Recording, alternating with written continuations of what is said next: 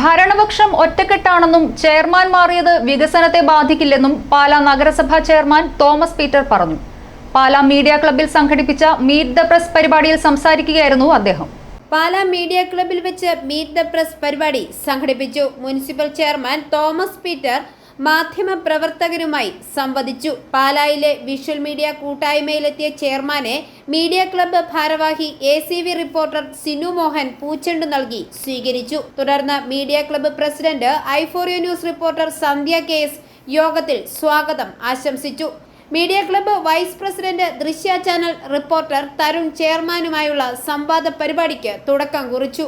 ഏറ്റവും കൂടുതൽ ഞങ്ങൾ ആഗ്രഹിക്കുന്നത് പാലാ നഗരസഭയിലേക്ക് ഒരു വ്യക്തി തൻ്റെ ആവശ്യത്തിനായിട്ട് കടന്നു വന്നാൽ അവരുടെ ആവശ്യം ന്യായമാണെങ്കിൽ ആ ആവശ്യം പൂർത്തീകരിച്ച് പൂർണ്ണ സന്തോഷത്തോടുകൂടി ഒരു പാലാ നഗരത്തിൽ ജീവിക്കുന്ന ഒരു വ്യക്തിയെ സന്തോഷത്തോട് പറഞ്ഞയക്കുക എന്നുള്ളതാണ് ഞങ്ങളുടെ പരമപ്രധാനമായ ലക്ഷ്യം.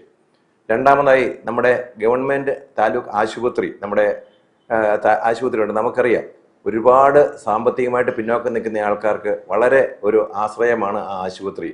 ആ ആശുപത്രി KM Mani memorial general hospital. അതിന് വളരെയേറെ പുരോഗതികൾ നടത്തുവാൻ ശ്രീ KM മാണി സാറും അതുപോലെ തന്നെ ജോസ് കെ മാണി സാറും അങ്ങനെ പല രാഷ്ട്രീയ നേതാക്കന്മാരൊക്കെ അതിന് ശ്രമിക്കുന്നുണ്ട്, LDF മുന്നണിയുമെല്ലാം.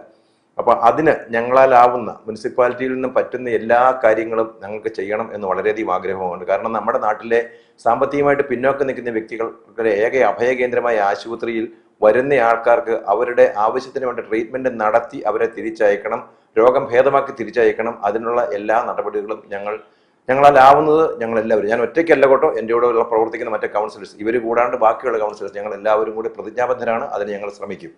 പാലാ നഗരസഭയിലെ വികസന പ്രവർത്തനങ്ങൾക്ക് ചെയർമാൻമാർ മാറിവരുന്നത് ഒരു പ്രശ്നമല്ല എന്നും വികസന മുന്നേറ്റം ഉണ്ടാകുമെന്നും നഗരസഭയിലെ കൗൺസിലർമാർ ഒറ്റക്കെട്ടായി നിന്ന് പരിശ്രമിക്കുമെന്നും ചെയർമാൻ തോമസ് പീറ്റർ പറഞ്ഞു.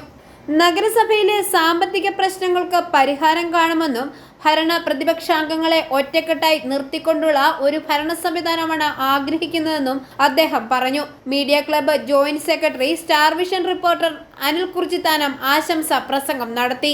ചെയർമാൻ തോമസ് പീറ്ററിന് മൊമെന്റോ നൽകി ആദരിച്ചു. സ്റ്റാൻഡിംഗ് കമ്മിറ്റി അംഗം സാവിയോ കാവുകാട്ട്, കൗൺസിലർ ജോസിൻ ബിനോ എന്നിവരും പരിപാടിയിൽ പങ്കെടുത്തു.